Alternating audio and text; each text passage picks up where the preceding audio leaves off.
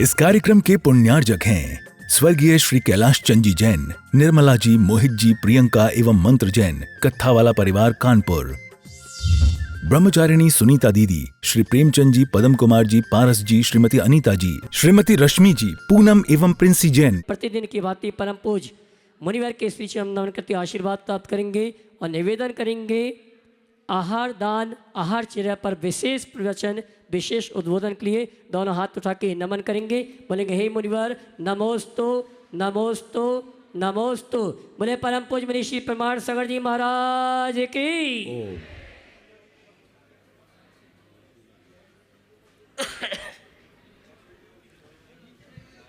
जय बोलो अहिंसा परमो धर्म की।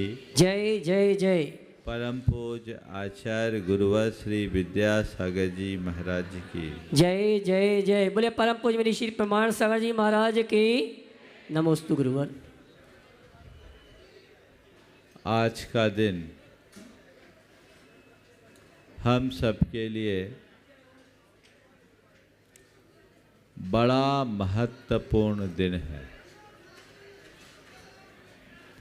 आज की तिथि में हम देने का अवसर प्राप्त करें। हमें ये पता है कि भगवान ऋषभदेव के दीक्षा ले लेने के उपरांत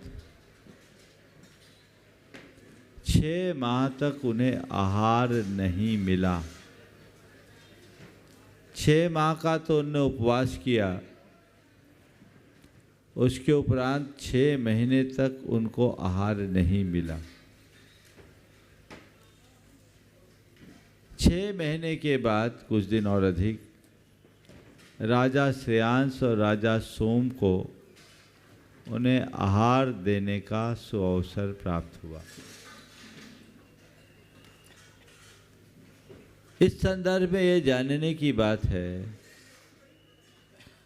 कि भगवान को आहार क्यों नहीं मिला। लोग देना नहीं चाहते थे इसलिए, या देना नहीं जानते थे इसलिए। हाँ, उन्हें इसलिए आहार का लाभ नहीं हुआ कि वो लोग देना नहीं चाहते थे। देना तो सब चाहते थे, अपनी निधियां लुटा रहे थे।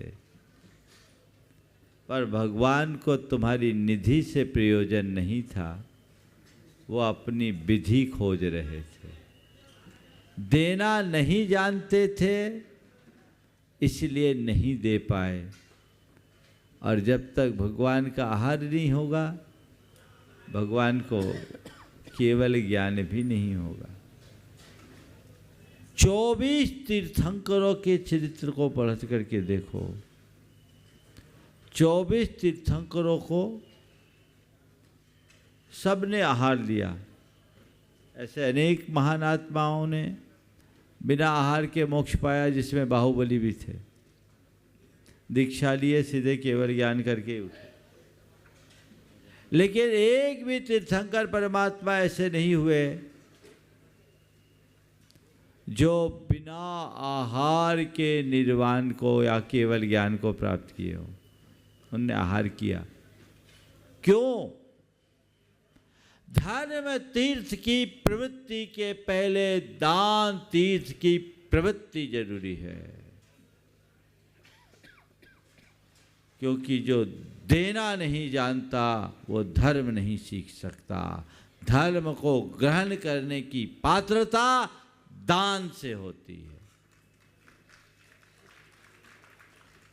आदि पुराण में इस संदर्भ में जो बात लिखी कि जब राजा श्रेयांश के यहाँ भगवान का आहार हुआ, भरत चक्रवर्ती वहाँ पहुँचा। उसे अपना चक्रवर्तित्व व्यर्थ लगने लगा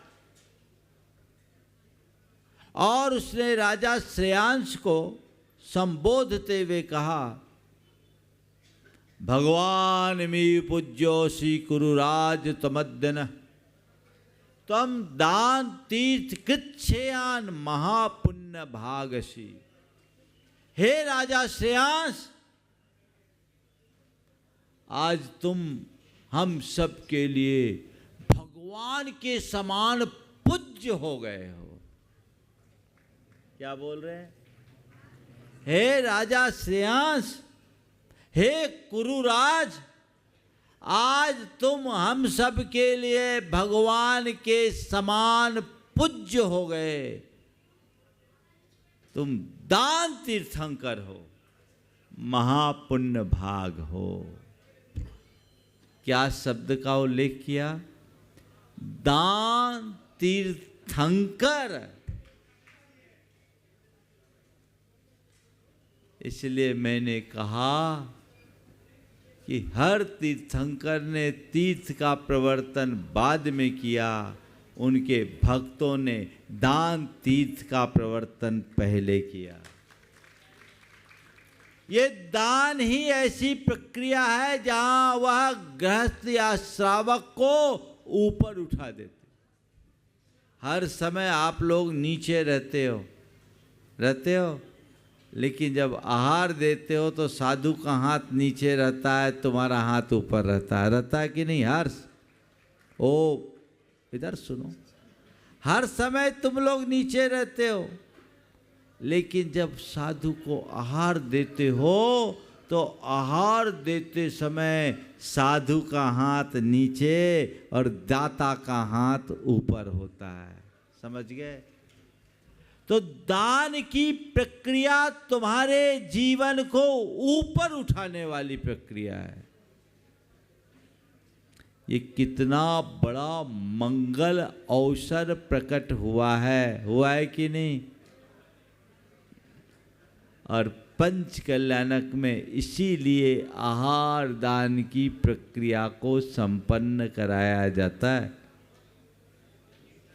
क्योंकि कोई भी भगवान बिना आहार लिए केवल ज्ञान पाए नहीं। मतलब मुनियों के केवल ज्ञान का आधार तुम्हारा आहार दान बन जाता है। समझ रहे हैं बात को? आज भगवान को आहार के लिए निकलना होगा और उस आहार में दान के महात्म को आप सब जानेंगे, उसका प्रवर्तन होना है। और दान में भी शास्त्र कहते ग्रही दानेन शोभते, गृहस्थ की शोभा दान से होती। उस दान में भी पात्र दान की सर्वोच्च महिमा है। पात्र दान समझते क्या होता है? एक जगह मैंने पात्र दान की महिमा बताई अपने प्रवचन में। एक भाई ऑनलाइन सुन रहे थे, वो दिगंबर जैन नहीं थे। वो मेरे पास आए, मैं किशनगढ़ में था। बोले महाराज जी मुझे पात्र दान करना है। और मैंने एक साधु महाराज से पूछा कि मुझे पात्र दान करना है तो क्या करूं? तो उन्होंने तो मुझे कहा कि बाजार से पात्र खरीद करके दान कर दो, पात्र दान हो गया। मैंने कहा भैया पात्र दान का अर्थ ये नहीं। पात्र कौन है?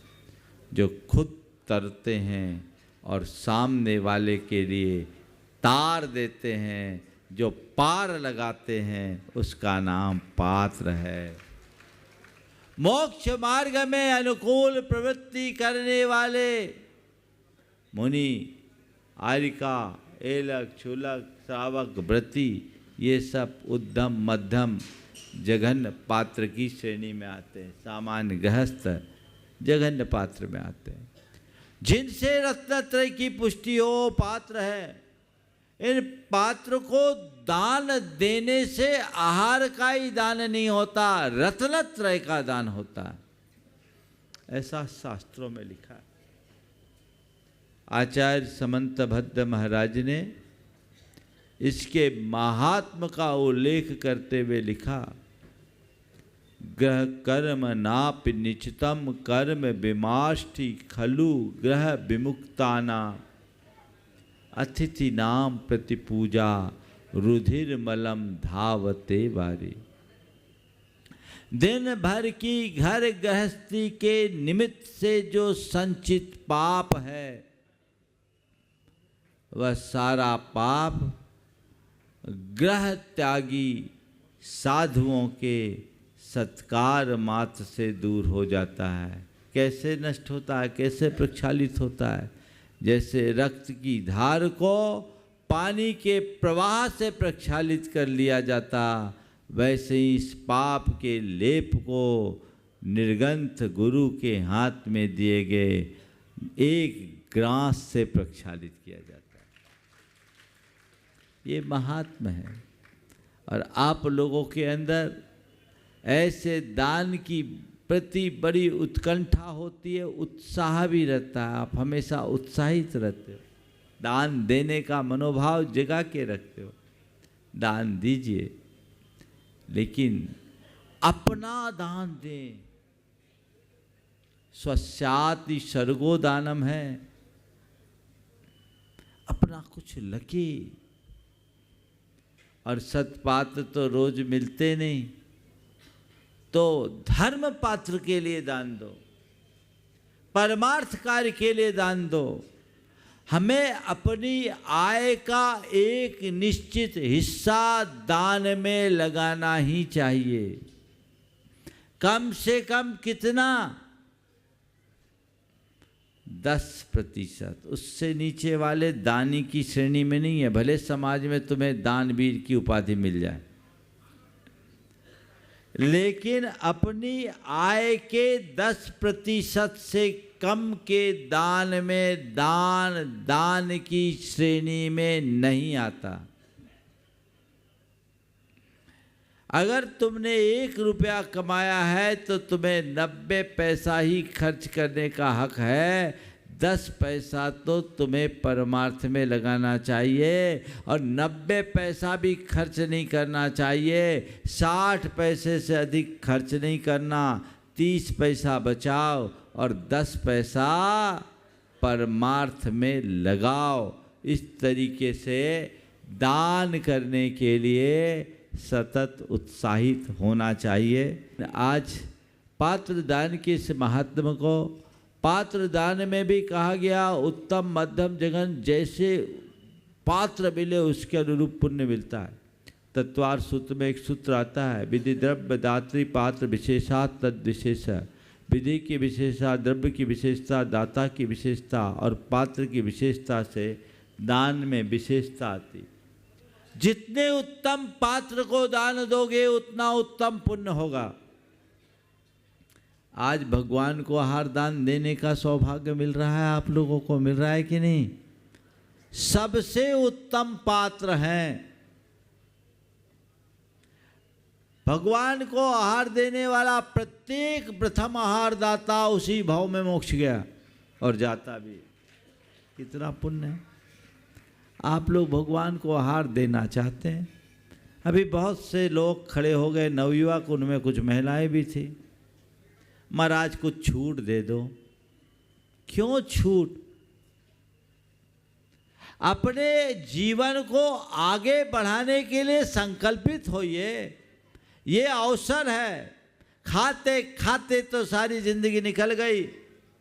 मैं तुमसे बोलूं, 2 बार 4 बार खाने वाले बीमार रह सकते हैं। यदि नियमबद्ध 1 बार शुद्ध सात्विक भोजन करोगे तो बीमार होने की संभावनाएं कम हो जाएगी। मत खाओ, ये मौका है। अपने मन में संकल्प जगाओ। इच्छा शक्ति जगते ही सब हो जाता नहीं। भगवान को आहार देना है, अब भगवान को जिस हाथ से आहार दे दिया उस हाथ से अब रात में खाएं, कतई संभव नहीं। उस हाथ से हम कोई गलत काम करें, कतई संभव नहीं। यही तो मौका है। अब इसमें हम लोग ढील दे देंगे तो तुम लोग आगे कब बढ़ोगे? अनुमोदना करो। और अनुमोदना से मन तसल्ली नहीं पा रहा है तो त्याग करके आगे आ जाओ। हम तो ये जबरदस्ती तो तुम लोगों से नहीं बोल रहे कि नहीं तुम तो त्यागो ही। तभी भगवान का आहार शुरू होगा।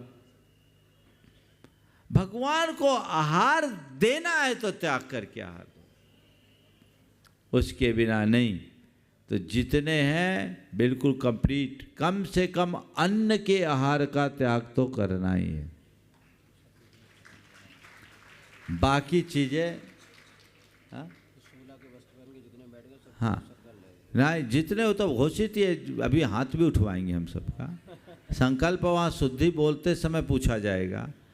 जितने आहार देने वाले, मैंने कल ही बोला था, झूठ बोल के आहार दोगे तो पुण्य झूठा हो जाएगा, वक्त पर काम नहीं आएगा। जैसा कि कर्ण के लिए अंतिम समय में उसका ब्रह्मास्त्र काम में नहीं आया था। ये पुण्य झूठा होता है तो ऐसे ही होता है। और जिनका पहले से अन्न का त्याग है वो एक कदम आगे बढ़ जाओ, पे छोड़ के बाकी खत्म कर दो। और ऐसे बोल रहा हूं, फलाहार तो तुम फुल आहार बना लेते हो, वो तो और रात्रि भोजन छोड़े तो उसकी आसक्ति भी तो छोड़ो। मैंने गुरुदेव को जब पहली बार आहार दिया, मेरा ये सौभाग्य रहा कि पहली बार पड़गान के लिए खड़ा हुआ और उसी दिन गुरुदेव को पड़गाया। जिंदगी में पहली बार पड़गाया तो गुरुदेव को। और जब आहार कराया, मेरे हाथ में जग था, मुझसे लोगों ने बोला बोलो शुद्धि, मैंने कहा शुद्धि, मुझे यही पता नहीं था क्या बोलना है। फिर जब मुझसे मन शुद्धि, वचन शुद्धि, काय शुद्धि, आहार जल शुद्ध है बोला गया, मैंने बोल दिया। बोले रात्रि भोजन कुछ दिन के लिए छोड़ दो। मैंने गुरुदेव की तरफ देखा, लोगों ने कहा कुछ दिन के लिए रात्रि भोजन छोड़ दो। मैंने गुरुदेव की तरफ देखा, मैंने कहा खाना तो जिंदगी भर, छोड़ना तो जिंदगी भर। गुरुदेव रात्रि भोजन का आजीवन त्याग। उन्होंने मेरी तरफ देखा, अच्छे से मुस्कुराकर आहार लिया। 2-3 दिन बाद, दुर्ग की बात, 1984 की बात, 16 साल का 17 साल का था मैं। और अब दुर्ग में रात में भजन के लिए जाते थे हम लोग, घर घर में, वहाँ पेड़े एड़े बढ़ते थे, सब खाए तो खा लेते थे। एक दिन पूछा, गुरुदेव से पूछा कि गुरुदेव रात्रि भोजन का त्याग करने वाले ये पेड़े वगैरह खा सकते हैं? उन्होंने कहा रात्रि भोजन का त्याग किया और इधर उधर की चीज़ खा ली तो तुमने आसक्ति कहाँ छोड़ी, और भोजन की आसक्ति नहीं छोड़ी तो त्याग का मजा कहाँ। मुझे ये बात बैठ गई। मैंने कहा छोड़ दिया तो छोड़ दिया। फिर मैंने कुछ नहीं खाया, कुछ नहीं पिया। मुझे क्या पता कि मेरा भवितव्य मुझे एक भुक्ति वाला बनाने वाला था। संकल्प जगाओ, नहीं खाना तो नहीं खाना, खाते खाते तो जिंदगी निकल गई। कुछ तो आगे बढ़ो। महिलाओं से भी कह रहा हूं, आज इसका नतीजा है मुनियों को आहार देने वाले भी पार्टियों में रात में ही आगे होते हैं, दिन में खाने वाले तो मिलते ही नहीं हैं। इसलिए कड़ाई है। भगवान को जितने लोग आहार देंगे, रात्रि भोजन का आजीवन त्याग करेंगे, मद्य मांस मधु का त्याग करेंगे।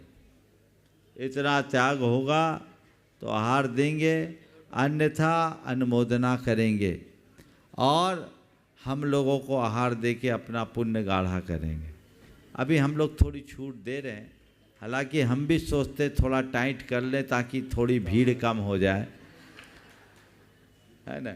लेकिन हम त्याग इसलिए नहीं कराते कि हम सोचते थोकई में त्याग हो जाए तो अच्छा। हाँ, तो इसको आप लोगों को जगाना चाहिए और हम लोगों को आहार आप दे सकते हैं। भगवान को आहार उसी रूप में देंगे। रात्रि भोजन का आजीवन त्याग करिए, जीवन का अमूल्य अवसर बनाइए। जितने मुख्य पात्र बने उनको भी इस पंचकल्याण को अपना टर्निंग पॉइंट बना लेना चाहिए। त्याग लेते ही रास्ता निकल जाता है। जब तक त्याग नहीं होता तब तक गड़बड़ होता है। त्याग होते ही राग घट जाता है, दिशा बदल जाती है। कई लोगों ने त्याग किया। जिनको त्याग करना है वो यहाँ आ जाएंगे। और नहीं है तो जो वहाँ आहार देंगे वो त्यागे हुए माने जाएंगे। तो त्याग आप करो तभी जाना, अन्यथा मत जाना। आहार की प्रक्रिया में अभी भगवान निकलेंगे, तैयारी संभवतः अंदर हो गई होगी। देखिए भगवान आहार को निकल रहे हैं, परगाहन वाले परगाहन की विधि संपन्न करेंगे। मैं निवेदन करना चाहूँगा राजा श्रेयांश, राजा सोम और उनकी रानी आगे रहेंगी। वृषभ साटर्जी महाराज, कल आप लोगों ने देखा गुरु के संगीतकार मुख से तैयार जिनका रहेंगे। नामकरण हुआ, ऐसे बड़े महाराज जी वृषभ साटर्जी महाराज जी अपने आहार चर्या के लिए निकल चुके हैं।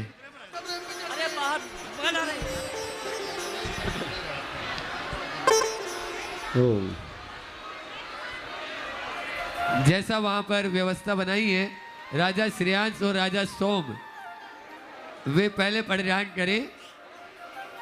हो हाँ महाराज जी।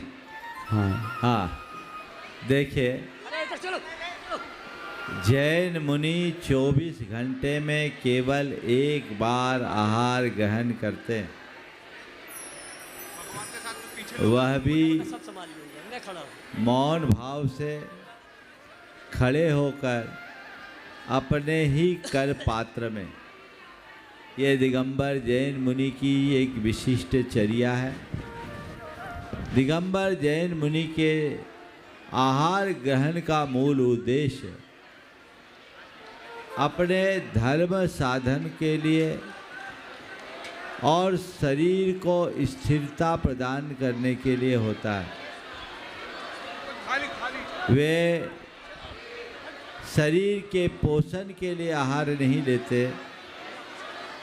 अपितु शरीर के माध्यम से धर्म ध्यान करने के लिए आहार लेते। जैसे किसी गाड़ी के पहिए में लुब्रिकेंट लगाया जाता है जिससे वो चल पाता, उसी प्रकार शरीर रूपी गाड़ी को चलाने के लिए मुनि महाराज एक बार आहार लेते हैं। वो विधि पूर्वक आहार लेते हैं, निकलते हैं, और जो भी श्रद्धालु विधि पूर्वक उन्हें आमंत्रित करता उसके दरवाजे पर रुक जाते हैं।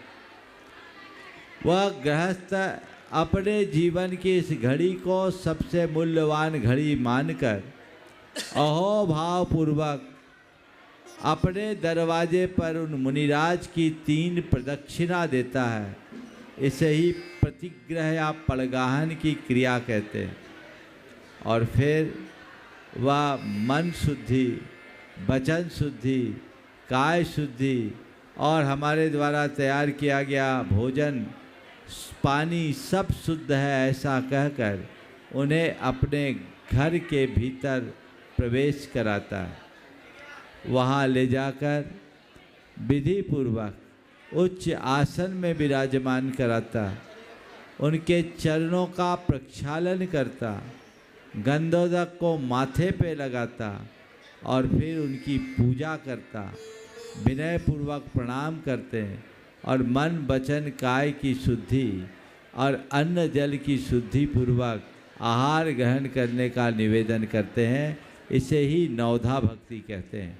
अभी भगवान का परगाहन हुआ, अब भगवान भोजनशाला में प्रवेश कर गए हैं और उन्हें उच्च आसन में विराजमान करके राजा श्रेयांश अपने ज्येष्ठ भ्राता राजा सोम के साथ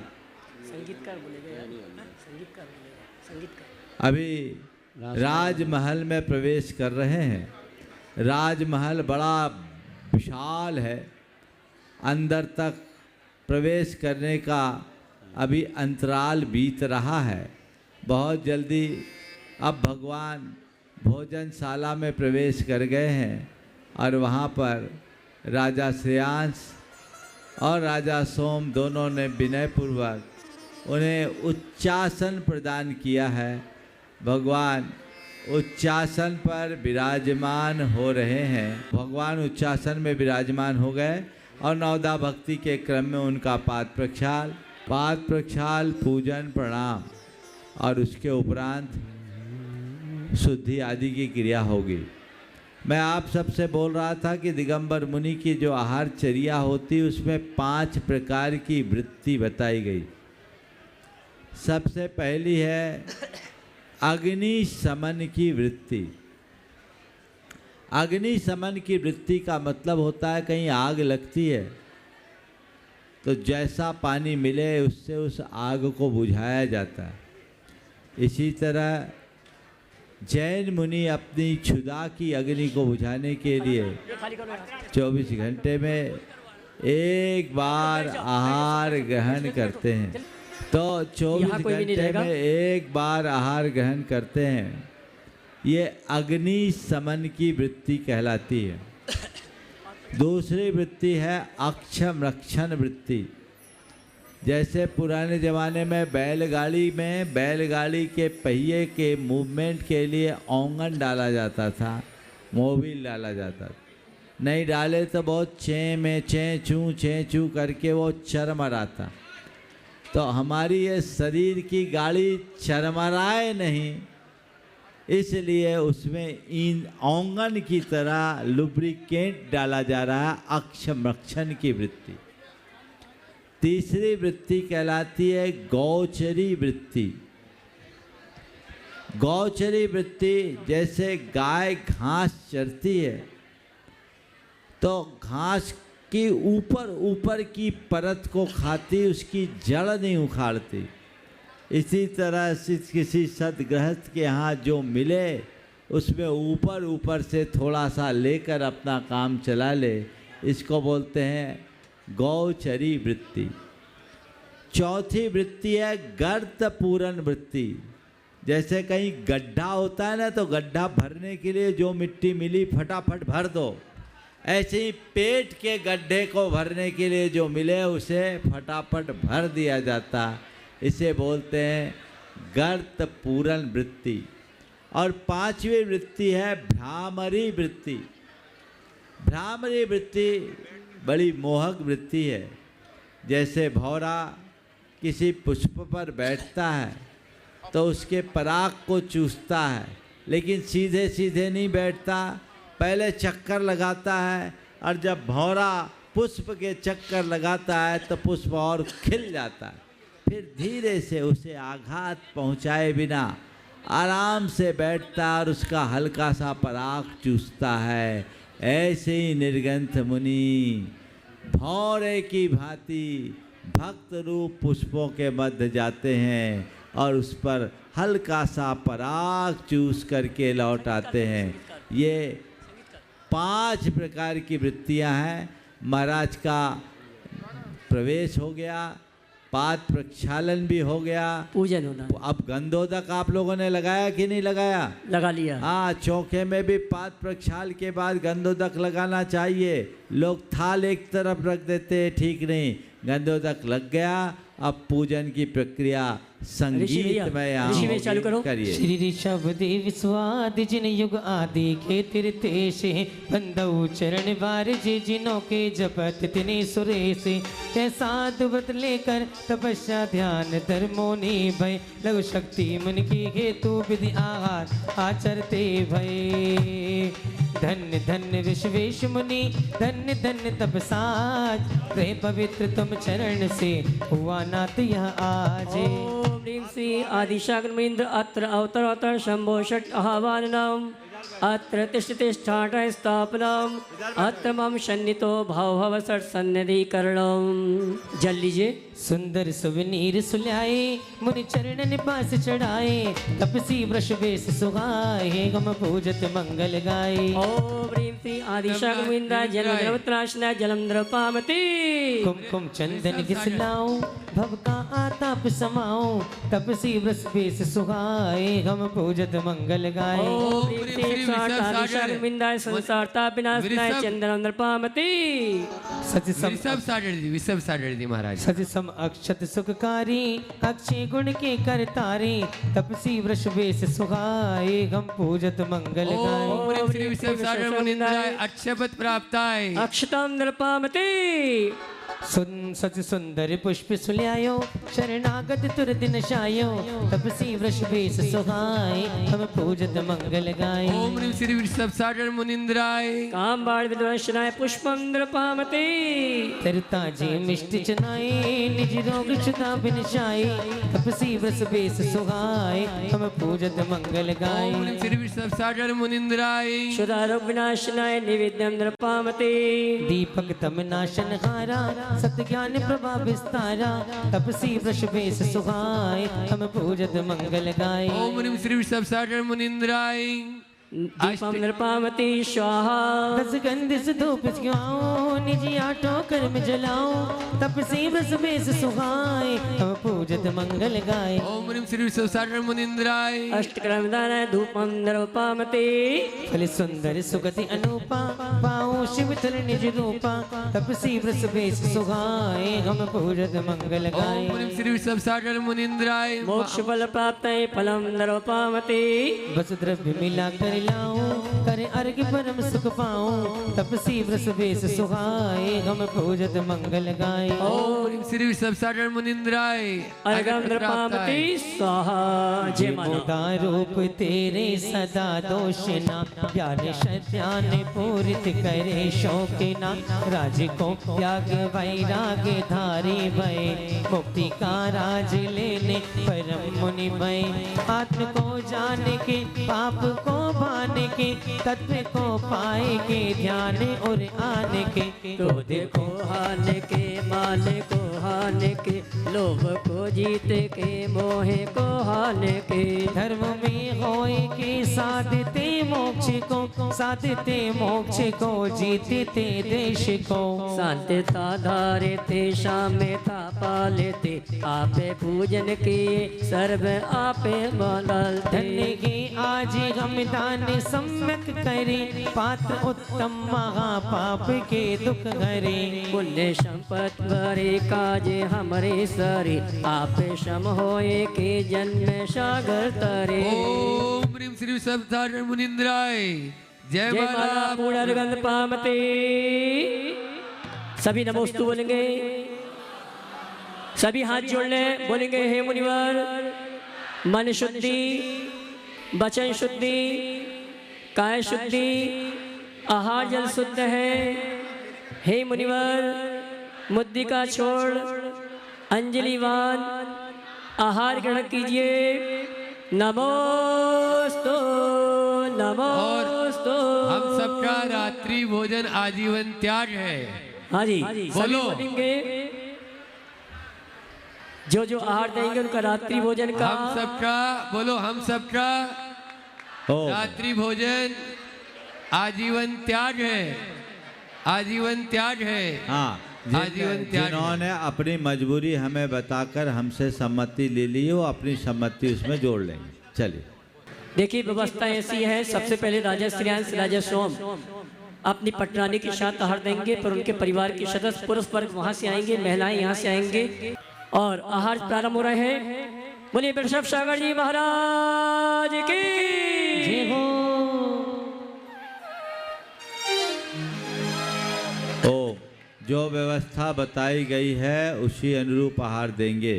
ठीक है चलिए जो कार्यकर्ता हम लोगों के साथ आहार में जाते हैं वो जी। भी अग्रिम पंक्ति में आहार देंगे मैं ताकि सभी बहनों से निवेदन जल्दी करना हो। चाहूंगा जिन्हें आहार देना पहले बहनें आ जावे जो कार्यकर्ता मुनिश्री को आहार देने जाते हैं वो आ जावे जो श्राविका और सुनो जी महाराज जी। आकुलता मत करना जो सबसे आखिरी में आहार देगा वो सबसे ज्यादा पुण्य पाएगा।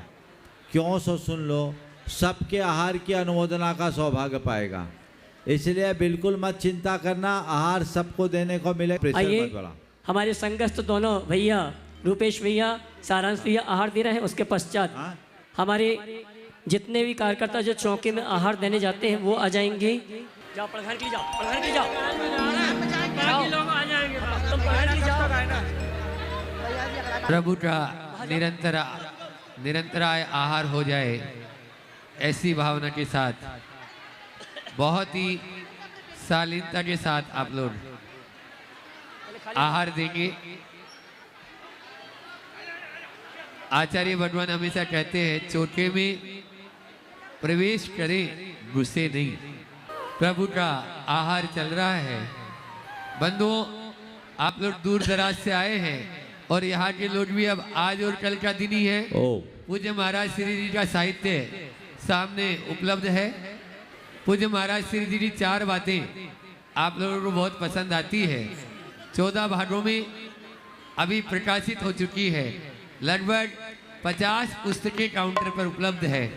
पूज्य महाराज श्री जी द्वारा रचित उन पुस्तकों को आप स्वयं पढ़ें, औरों को भी पढ़ाएं, अपने ज्ञान का क्षयोपशम बढ़ाएं।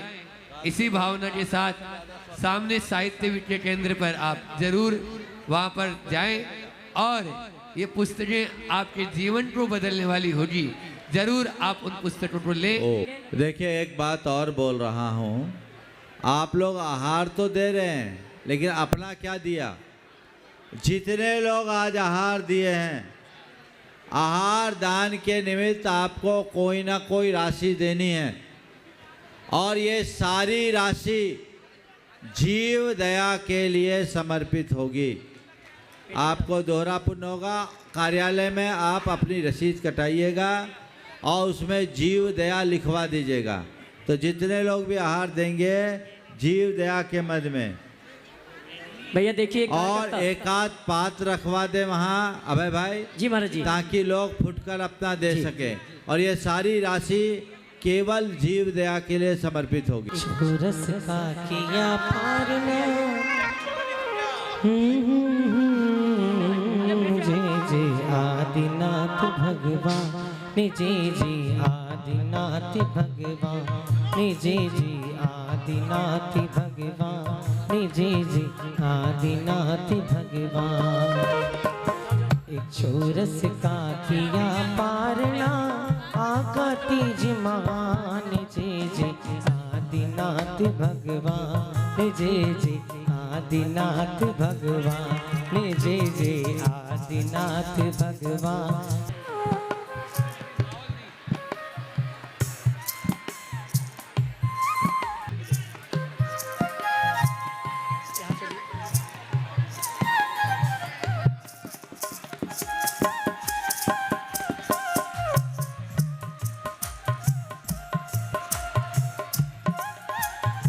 एक चोरस एक चोरस का किया पारना, आका तीज महान, जय जय आदिनाथ भगवान, जय जय आदिनाथ भगवान। एक वर्ष अज ऐसा कर्म उदय में आया, एक वर्ष आहार न पाया, 6 महीने अंतराय में बीते, 6 महीने फिर ध्यान, जय जय आदिनाथ भेजिए, भगवान। महिलाओं को भेजिए।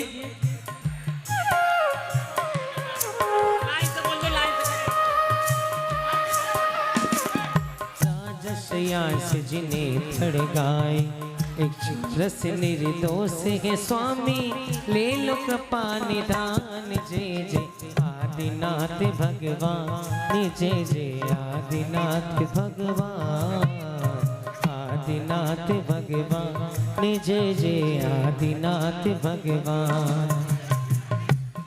बोलिए वृषभ सागर महामुनि राज की।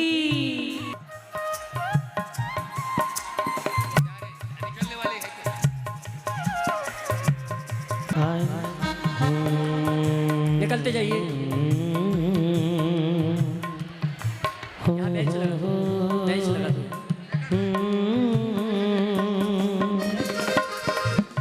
प्रभु के श्री चरण में कुछ देव आ गए, कुछ गुण गुना गए के श्री चरण।